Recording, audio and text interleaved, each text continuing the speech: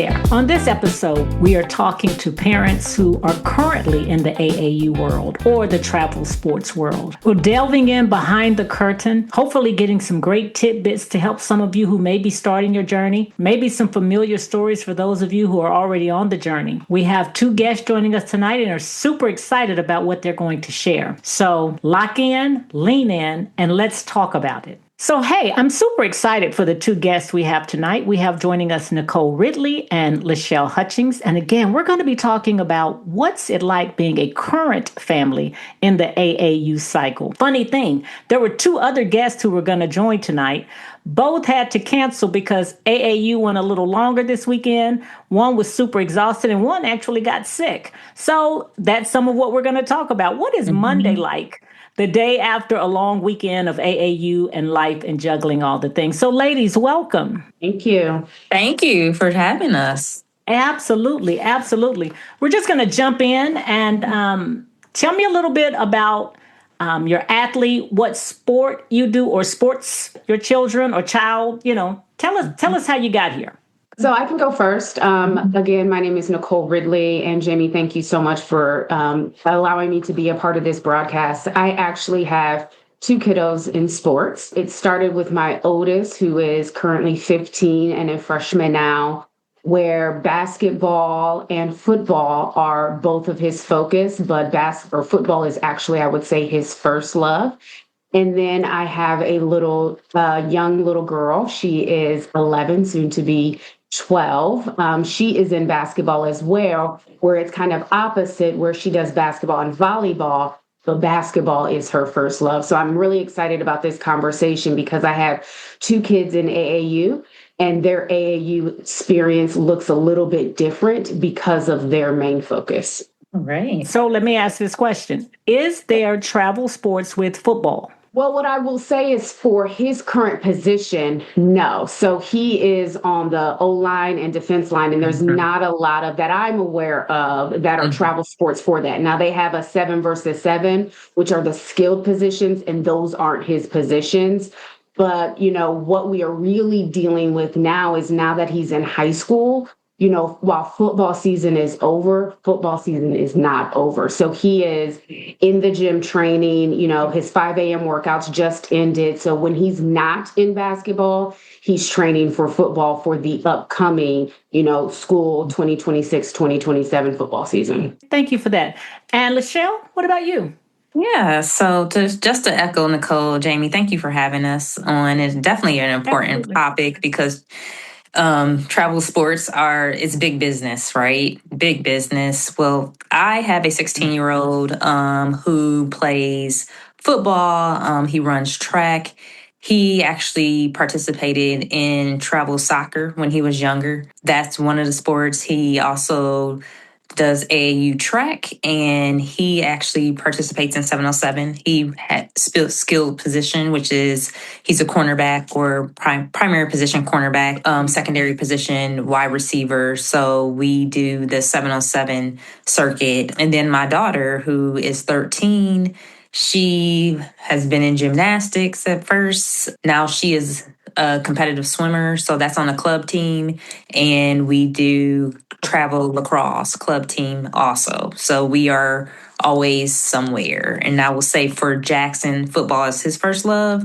To Nicole's point, it is year-round getting ready for football, even when you're not in season. And Sloan, I think there's a tie between swimming and lacrosse. So we will have to figure that out on the back end. Right. And I dare say that I don't know if any of the children, scholars, are active in travel sports that have a time off because my child only does basketball. I mean, I really think if I cut him, he bleeds orange. That's why I won't do it because it would freak me out. Like little orange. Basketballs might come out. All things. Yes, you know what I'm saying? I know when he cries, these little basketballs, it's not tears, but it's just, he lives and breathes basketball. And the only month, I tell people, the only time I can comfortably make plans is August because we have fall ball, then we have in season, we finish season, then we do spring AAU, In June, it's school ball, right? July or AAU championship. So August. So I don't think that there is an off season for an athlete an athlete's family who is Yeah. committed to travel sports. And Lachelle, you said something. You said it's big business, Yes. It's a big business. right? Yes. It's big business. And so one of the questions I want to explore is what has the journey really cost you and your family? Right. Right. So, and I can take that. I say it's big business because I was growing up a club team kid because I was a soccer Mm-hmm. player, played club soccer at Ohio State. So I do remember one time the coach came over to get a check from my parents and it was like around $500. And I was like, oh, they're paying this money for me to play soccer. Now we're looking at fees that are in the thousands. We And will be so happy to pay a $500 check, right? thousands when I say that. I tell Sloan in the month of September, I'm like, we're paying for lacrosse and we're paying for swimming. And girl, I just wrote checks for almost $6,000 for you. And you haven't even we haven't stayed in one hotel yet. Right. And so Right. it is big Not business. one, not one $12 Powerade at the arena. Exactly. You know. And so Yeah. it's Yeah. it is big business. They say kids sports or youth sports is billions of dollars, right? And I think when you are getting in this, you have to make sure your kids love it, unless you're like, hey, I just want them to have the camaraderie. Because depending on if your family has it or not, it can be taxing on a family. Just the cost, like I just said, like going to hotels. I know for 707, Yeah. we've had a couple of families who are like, hey, I don't have it. And so we've picked up the cost because we know this child loves this sport and we don't want to leave that child behind, right? But just not only are you paying the fee to travel, hotel fees, but I think you both said it, the year-round training. Before, when I was growing up, everyone didn't have a trainer. I didn't have a trainer. You just went outside and you played, right? And so now it's not only just the part of the travel cost, but it's also Yep. everything, the wraparound services you need to get to make sure your child is at least competitive, right? So there are a lot of costs in there. So you really have to sit down with your child when you get to a point. Do you really want this? Because I think sometimes you find parents who they want it more than a child. And it's just like, no, this child, there's something, it may pain you, They're living but they have vicariously. to, exactly. And they have to want this because this is an expense. At the end of the day, no matter what family it is a large expense. What I was going to say is I wanted to add on a little bit to that because we talk a lot about cost to a family, which is 100% true. I mean, you talked a lot about, you think about hotels and you think about maybe flights and gas and stuff like Yes. that. But we also are talking about entry fee, right? And so there Yep. was a moment we went up to a tournament in Cleveland, and I'm like coming up into the parking lot, and they were like $12. And I said, oh, no, no, no, I'm just here for the basketball tournament. And he looked at me and he's like, $12. And I'm like, is this for the weekend or the day? And he said, the day. And I The was like, day. okay. And then you get in and you have family members, and it's what, $50 for the weekend, times that by me, my husband, and my daughter. I mean, you're talking about expenses there. But on the other side, when we think about AAU, I also equate in there the time, right? And so, having multiple Come kids on. in multiple sports, your Right. family is divided. So, there are Yes. many of weekends where I'm looking on the calendar and I'm like, hey, which one are you going to do? Are you going with the boy or are you going with the girl? Because Yep. that weekend we are in two different cities, possibly even two different states, and we're not spending any family time together for, that entire weekend. So it's not only a cost perspective, but it is a time perspective as well that you are really going to have to be committed to because you're going to miss out on family time. You're going to miss out on friends time. People will say, hey, Nicole, are you available on Saturday, X, Y, and Z? And I was like, I don't know. And they're like, what do you mean you don't know? And I'm like, well, for AAU, the schedule doesn't come out to the Wednesday before you leave. So I can't tell you what my schedule looks like. So I might, and I might not. And so I just think about, the time with family. And for me, my favorite holiday is Mother's Day. And I think AAU disrespects Mother's Day every year, because I can't tell you the last true Mother's Day I've had that has been off the court, because now AAU is into holidays. And so it's a big time commitment as well as cost. Yes. I definitely agree with that. I do too. And I want to throw out that was why I posed the question that way, because the cost is not only financial. Correct. Right? The cost does include, when we go out of town and all of a sudden we stop feeling well. And you got to go to an urgent care when you're traveling, right? Or, you have a deadline with a client, or, and you're trying to work remotely as you're driving in the car with a hotspot. It's just, it's because the body keeps score. Mm-hmm. And so as moms, we are pushing through and we're going to make this happen. But there is a cost. And I wonder, have we thought about how it looks to, and you touched on it excellently, because a lot of families that I've seen are living vicariously. Mm-hmm. This is their unfulfilled dream, right? Mm-hmm. You notice that in the world of travel sports, I'm sure you ladies have seen it, and some of our listeners, you've probably seen it too. I'm older than both of you. Now, when I was in high school, none of this existed. You were good or you weren't, and you went to college or you didn't. That's it. That's all. Right. And then there was a time that when AAU started, it was truly the elite athletes.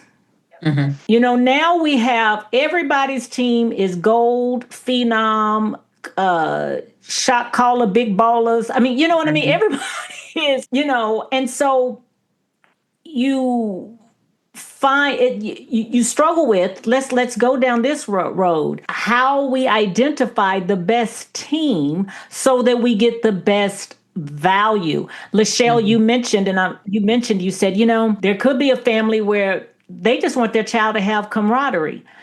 And that is a wonderful thing for them to have and want. I don't want to be on that team. Correct. I don't either. So. And I don't want that child on my team. But everybody can't get a medal. Everybody can't get a medal. Everybody can't get a medal. But I want everybody on my team to be working towards one. Correct. For what we spend, go ahead, Nicole, go. What I will say, to your point, those are evaluations that we have to make in our household as well. And as I started in my intro, football is his first love, right?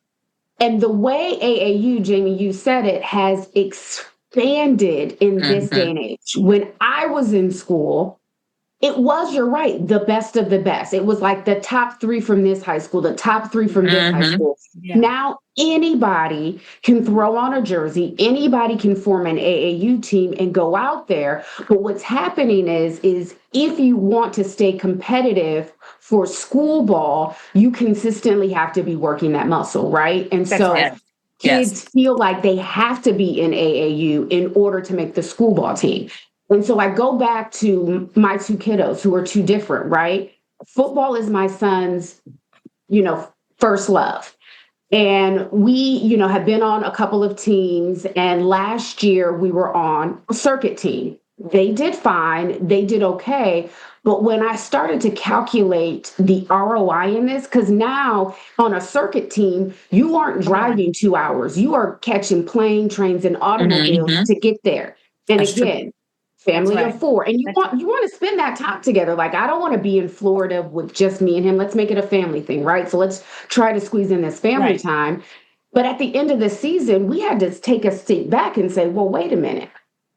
Your first love is football. We are investing all of this money on a circuit team, paying all of these expenses when you want to concentrate really on football. So AAU for him is more of, let me keep the wheel oiled, right? Let me keep my skills sharp.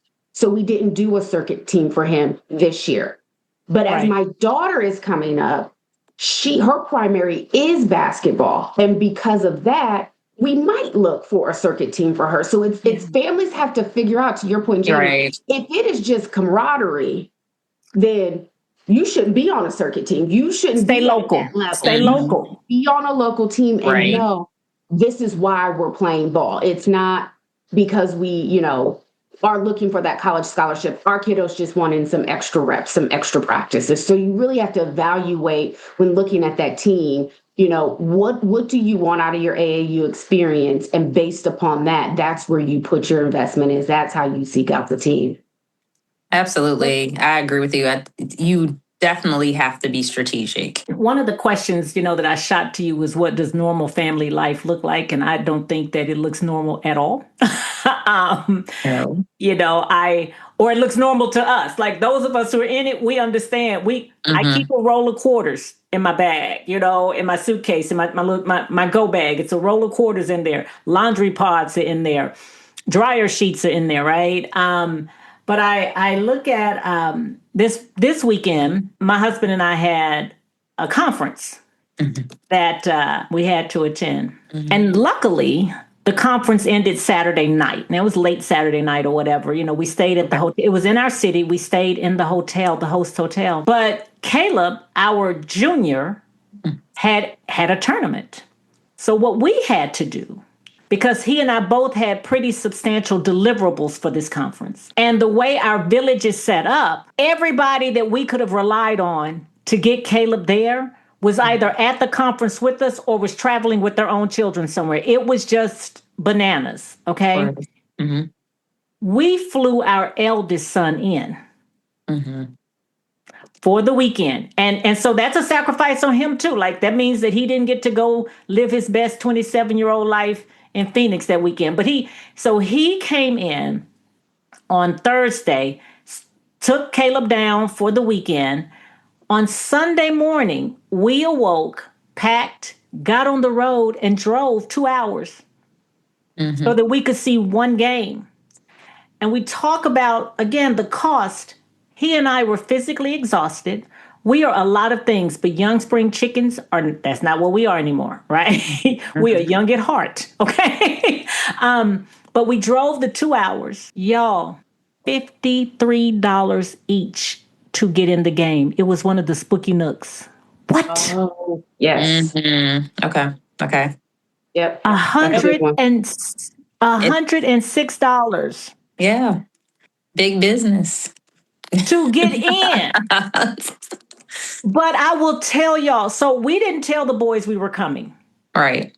Right? I mean, and when I tell you we got there, literally, we walked up to the court because y'all know how the courts are, right? And so for anybody who doesn't know, when you go to these tournaments, they convert warehouses, convention centers, church parking lots, people's backyards. They convert all types of spaces into multiple goals. I mean, multiple courts. And so you walk into like Spooky Nook, the one in both of them, but this one is the one down in Hamilton. And we made it to his court as they were about to tip off. They were finishing warm-ups. And just in time for him to look and see us and wave. And I will tell you, the $106 before fees was absolutely worth the smile on that boy's face because he didn't know we were coming. And so for our little 17-year-old to give that little, it was a little half smile. And it totally made our day. But you're factoring those types of things in. What I want to know, we have been on a few different teams. Now, we don't team hop, but we've been on a few teams. And I know the same is true for you all. Have you experienced politics in the realm of travel sports? We haven't experienced it in travel sports. I will say that. It's been more like his high school sports, and I'm going to leave that right there. For travel sports, we have not experienced that. I think he has had a good time, especially with 7-on-7. And then with track, I mean, your time is your time, right? So you can't lie. The clock doesn't lie. And so he has had a good run in his travel sports. And then same thing with Sloan. She swims, your time is your time. Lacrosse, she is a starter. She's typically on the field most of the game in defense. So I will say it's been good. And let me go back. I will say, because I'm forgetting soccer, We did. I will say, for me, soccer is one of the most political AAU sports I haven't done basketball with either of my children, but I will say soccer is extremely political. You have kids playing on levels that you shouldn't have them playing on, and it's one of those things where there's a lot of parents fighting. There's parents having lawsuits. It gets a little crazy.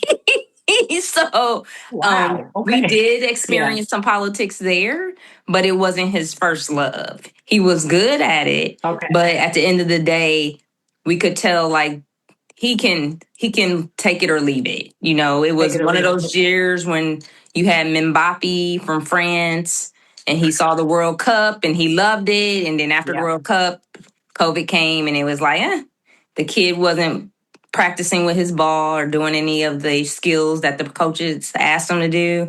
And I was like, we can keep our $2,500 because you're not picking up your ball. But there's a lot of politics. I would say in soccer that I had a chance to see, and being a soccer player from where I came from, being in club sports, it has got increasingly political.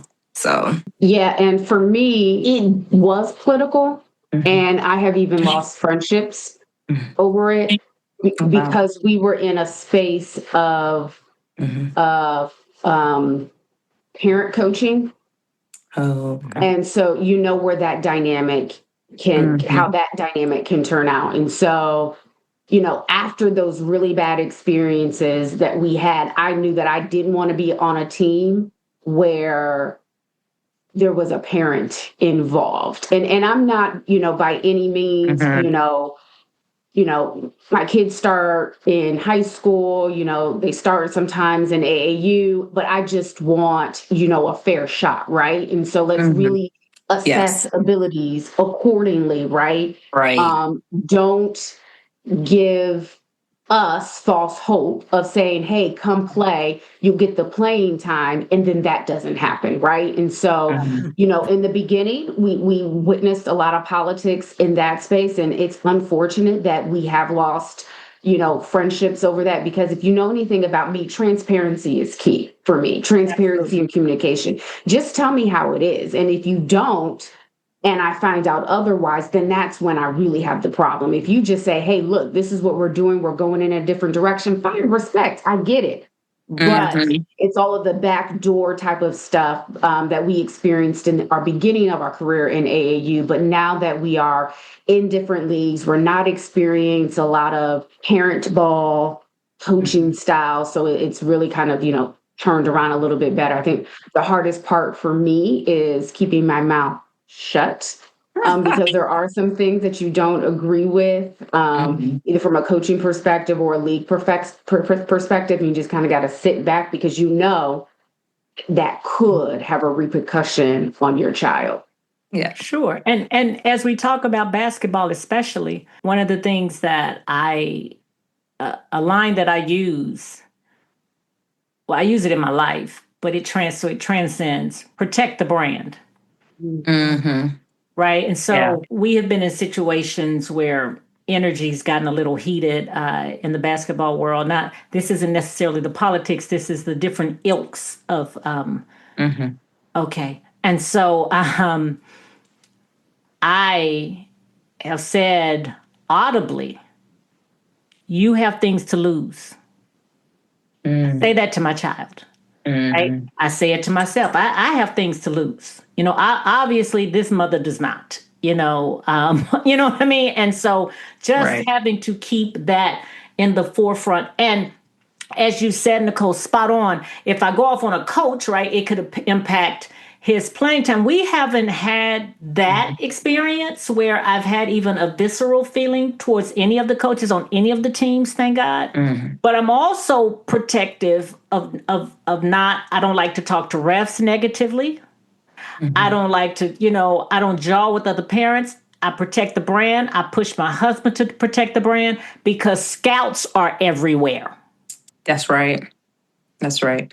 And that's what I think about. You know what I'm saying? We go to games, and because, again, you walk in and it's easily 50 courts of games. That means 100 teams. There are 100 teams playing in any given time in these different places. Well, when you look in the stands, I don't know who's little Johnny's parents or not.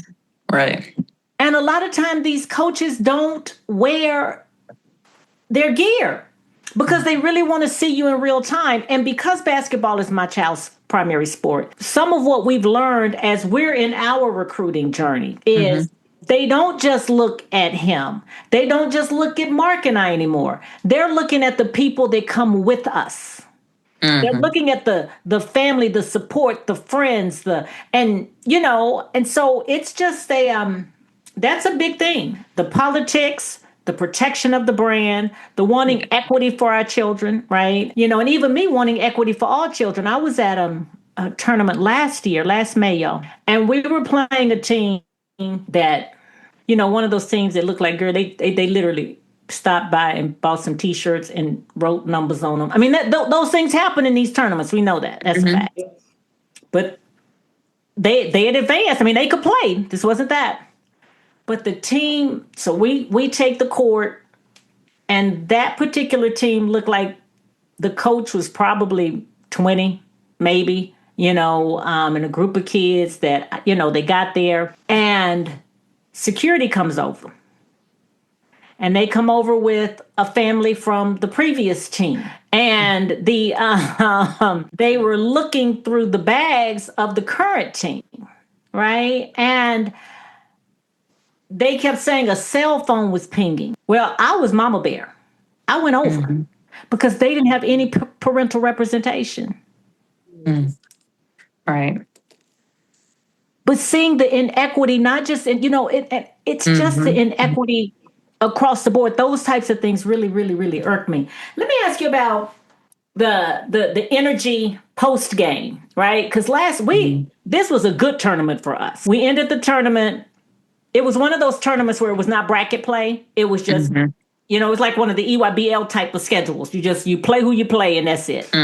We ended the tournament 2-1, and the one that we lost, we only lost by 5, blah, blah. But so it was a good weekend, right? Caleb hit a bunch of the who's hula blurbs, and, he has a lot of reels that came out of it, a lot of feedback. So it was a good ride home. Oh, when we got home, because we were in separate cars, because he and his brother. But let's talk about that. What is the ride home like, when it's because a W changes everything. What is a ride home like when it's a less than stellar meet, or the energy has been off, in a basketball tournament?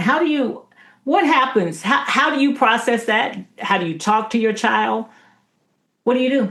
I think, it's interesting you asked that, because I almost wish my kids had a little bit more emotion about it, because they don't. And to know my children, it's on brand and on par. I talk about my daughter, like, she doesn't show a lot of her emotions. She's really, she has emotions, but she's an emotional desert. Like, you won't see her. You could surprise her with her favorite thing in the world, and she'll just be like, oh, like, she doesn't show a lot of like emotion.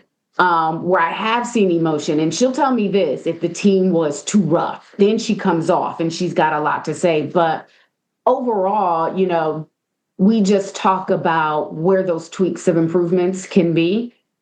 It's hard as parents sometimes. And I don't lead those discussions because I have no idea what I'm talking about. My husband leads those discussions. But, my oldest, he will, kind of take that ownership of like, yeah, you're right, I shouldn't do that. Or, he wants to, shoot the threes. And it's like, you've got to know your position. Your position is this, right? And that's, that's not your ministry, right? And so we're upfront about that. And he knows where he went wrong. Now, the little one, the conversations are different. And when we're talking about little tweaks and improvements, where Matt has to record the whole game because she will fight you tooth and nail, like, that didn't happen. And he's like, it did happen. And then you show her the video and it's like, this happened. She's like, but that didn't happen. And so she's, a little bit more combative when we try to give her, constructive criticism. But, that's what our post game looks like, is what did we learn? Where can we go with that? What do we need to kind of go back to the lab and, tweak and work on? But when it comes to like losing a game, it's not like the car ride is silent when we are leaving. We're talking about the reviews. We're talking about where can we improve. So we're doing those constructive criticisms, and then they move on with their day. So. Yeah, see, What about you? I think it took us a while as parents of being, we love sports in this house, both played sports growing up, very competitive. I think with Jackson being our first child, we probably did some damage there with like, what are you doing? You're not doing this and that, whatever. And I think it was Sloan being able to see that, like, basically, you're not going to stress me out. And really like standing her ground. Like, basically, I remember when she decided she was going to go full into swim, and she made it to the JOs, and this was her first time in competitive swim, and she didn't do her best, but she was still competitive, right? And Justin was mad and he was steaming, and I remember she walked out and she said, listen, this is my first time at JOs. I know I didn't do my best, but it allowed me to experience it. And now I know what I need to do next time. And I remember Justin's mom saying, he can't say anything to that because she already self-assessed. And I think it took her for us to understand, stop stressing these kids out, right? They're not going to the NBA or the NFL tomorrow or whatever. So I will say, and they both say to me, is mommy coming to the game? Because now it's a conversation. Just, when they get off the field, win or lose, like, hey, I did this well. Did you see this? What did I do?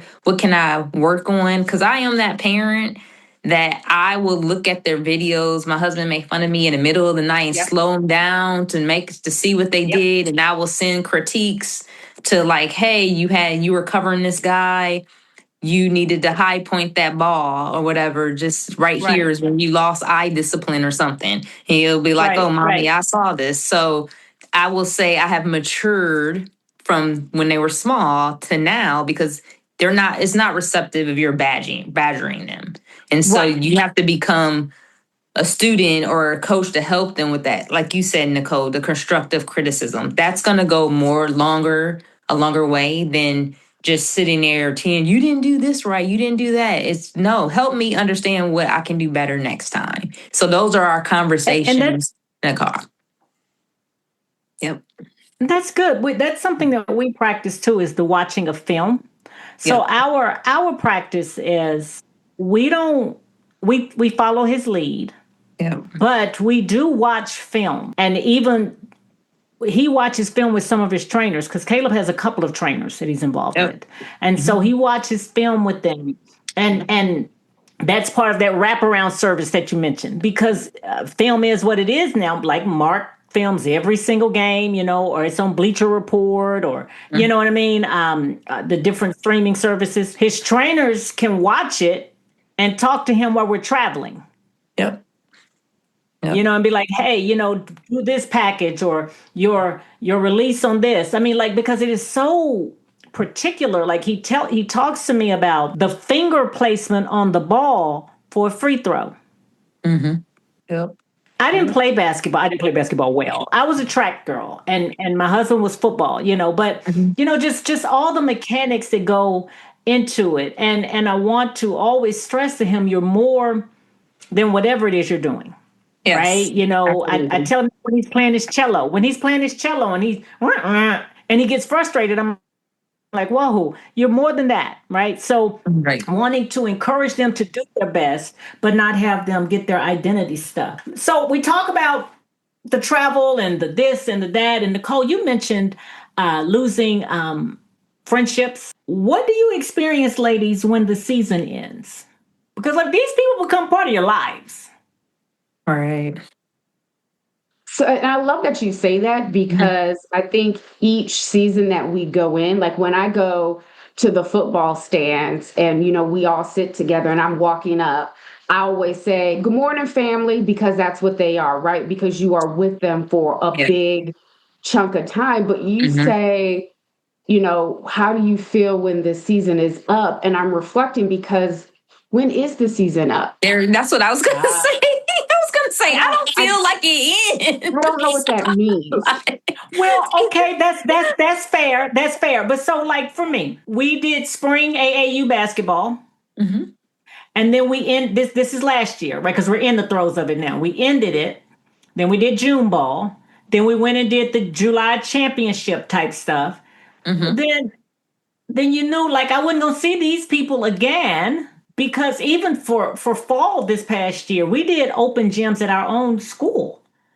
He didn't do fall league. And we also knew that we weren't going back to that team. Got Right. it. So Okay. it was very, very bittersweet. And then as the team starts getting together and trying out, et cetera. But so I would say, or when the season ends for even school. I know we're talking travel sports, but when the season ends for school and I'm no longer in my school bleachers, there's this feeling of, well, what am I going to do Tuesday evening? Right. What am I going to do Friday? I've sat with these people, because basketball is a long season and It a is. lot of games. So it's just, I find that interesting, the different emotions that surface for us. I will say that. So when Jackson started 7-on-7, it was when he was going into his 7th grade year.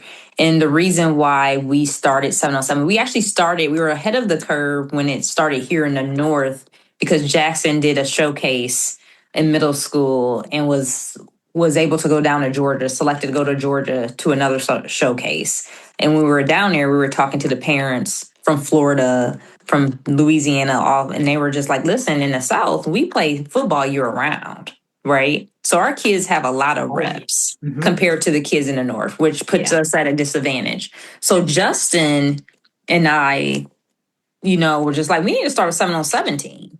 And so we started that 7-on-7 team, and the kids played together into last year. So it is kind of like a loss, because Justin decided he didn't want to coach anymore. And then the kids went on, and Jackson was injured this year. So we held him from 7-on-7, even though he's like, oh, they're asking me to come play on their teams. But we did have a family. We were called the Rock Boys, but we had a family. We would travel all around.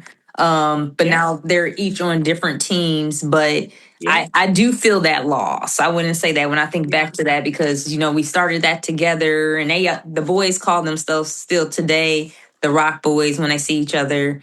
And they're all around a different school district, and they're just like, hey, Coach Justin, how are you going? So yes, like you said, it is a family, and it is a family. And I usually see them in the fall at the football games, right? But the boys are playing on different teams. So our AAU family was so tight that, of course, at night we were in the lobby adulting. Yes. You know what I mean?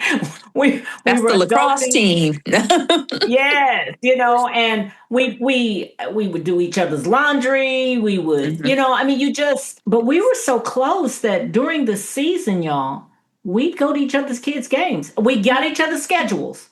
And if Caleb didn't have a game, I was at Canal Winchester, or you know what I'm saying? I'm out watching some of the other kids, Groveport. I'm watching some of the other kids play, who play on the AAU team. So it really is that camaraderie that we talk a lot about the children, but it does have an impact, with the dads, and with the parents, and I specifically call out that I think the three of us on this call are in a blessed demographic, because our husbands are active and engaged. Yes. And that is helpful. It is helpful because they go to these gyms, and there are predators there, and I don't just mean the Epstein style. I mean, there are predators there that will exploit our children, because they walk around with these ding dang because we talked about admission fees, we talked about hotel bill, we touched on concession stands, but baby, y'all know it costs money to do these reels too. Yeah. and people approach our children, and the child has a good game, and the next thing you know, another coach has been like, well, I want you to play with me because we're the golden shoes and we can do this and that and that and this, and Right. it. So having another set of eyes there is Mm-hmm. is extremely helpful. If you could tell someone entering the space something of benefit, Mm-hmm. I want you all to think on this one.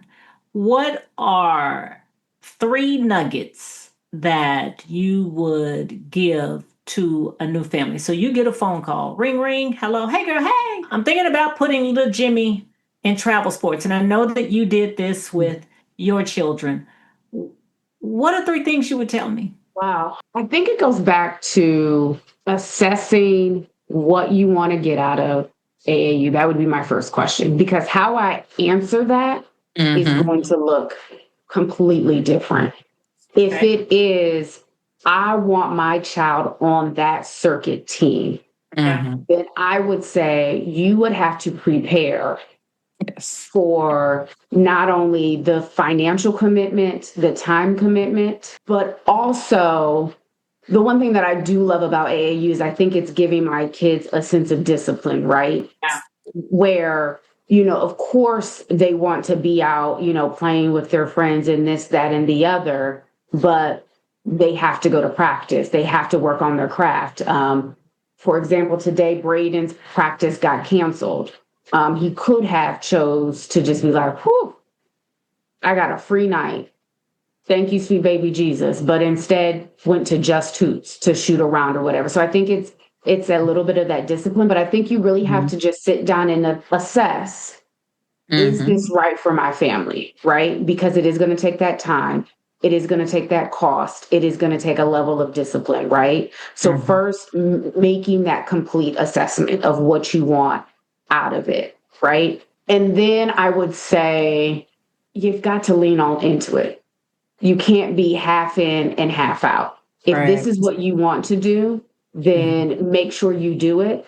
But then my third thing, and I'm a true believer of this, is while in today's society, there is a lot of pressure on kids when it comes to sports, when it Mm-hmm. comes to being the best. And one of the things that I really get concerned and I'm really focused on my kids is making sure that while you are doing these sports at an elite level, it is not your identity. And Mm-hmm. so really making sure Absolutely. that the kids are focused on not only perfecting their craft, but Mm-hmm. just having some sense of normalcy that Yeah. there is life outside of insert sport here. And so Right. that's what I would tell them. Right. Thank you. All right. I think I'm going to kind of pick up where you left off there with that assessment, the strategy. I would say kind of look at it, begin with the end in mind. Where are you trying to go with this? What is the end game here? That's part of one thing I would tell them. I would also say, look at fit. What team is a fit for your family, right? Because I also believe, and this is the third thing, what is the character of those individuals who are going to be leading your child?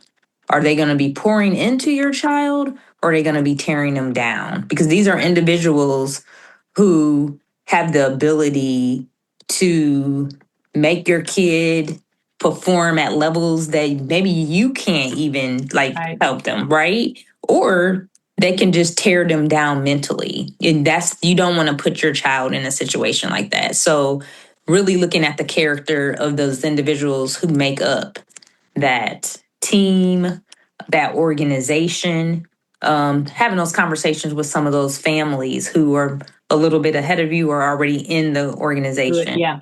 Yeah. Right. So you can understand and you can assess from that situation. But to your point, Nicole, at the end of the day, this sport is not all this. You are not only a basketball player, you're not only a football player, you're not only a lacrosse player, you are multifaceted. And I just want to add a few more things to just kind of round that out because I'm really, this is about the kids. And one of the things I would tell them to go into when they are doing that strategy that you talked about is listen to your child. What does your child want to do, right? So this isn't about you and what you missed out on when you were younger. Right. Listen to your child and what they want. And then this is so hard to do as a parent, and I struggle with it on a day-to-day basis, is don't compare your journey to somebody else's journey. Right. Because your kid's journey and your family's journey and what your family is looking to get out of this is different from the kid that is sitting right next to you. Absolutely. Yeah. Absolutely. I think those are good. I think all of those are valid points. I would add to it, after you've talked to Nicole and Lachelle and you've assessed and, you've determined where you're going to be, you've listened to your child and you've talked to the other parents and you've done your due diligence. When you land on a team, snatch some time for you and your mate. Go to, during between some games, you and your mate go find a restaurant somewhere in the city, because especially talking about basketball. Again, I know that I have a mono lens in that regard, but he may play a game at 9 and not play a game until 2 or 3. And he's fine to stay at the convention center because they scout. They're watching the other games. Let your athlete do that. And you and your mate, go have a lunch date. Go talk to each other. Stay invested, because this time will end, right? Yes. And so continue to rediscover each other. I would also say, again, after you've done your due diligence, this is after you've chosen your team and you start traveling. If you are involved in any other organizations that allow you to wear certain paraphernalia, have a keychain, have a lanyard, do things that are identifiable, because you kind of wind up finding another little village while you're out, right? You find other people who are going to cheer for your kiddo. You find refs who share a common interest and a common bond, and sometimes the calls are just a little more gentle. So it's about being strategic and leveraging any and all relationships, partnerships, and memberships that we have. So, ladies, I think that brings us to... I do have one more thing that we did not touch in there that I would like to add. Okay. Sometimes people will go places because a friend went there. And we want to keep the boys together. We want to keep the girls together. And you have to really assess that in the fact that might be a place where that child is appreciated, but for your child, their child is being tolerated, and you don't want that. Always look at a place where's my child being appreciated, not just tolerated. Right. And it doesn't have to be at this level. Yes, exactly. So, if Caleb goes to the brick team and they don't really care for Jackson, or they're not seeing his talent, even though they're best friends, I can't take my child there. I have to go to a situation that's going to be best for him. Right. And I think that's what Nicole was alluding to when she said, don't compare your journey to anybody else's. We got to make sure that it's a great fit for our child. I can love every mom, on that court, but if it's not a good fit for my kid, that's what matters in the long run. Exactly. I am so excited for people to get to hear. So listeners, we're excited for you to take a couple of notes. Hopefully you'll get a chuckle or two. And like I said, you may even take a nugget away. But whatever you do, again, we encourage you to lean in, lock in, and thank you so much for talking about it with us. Be well, beloveds.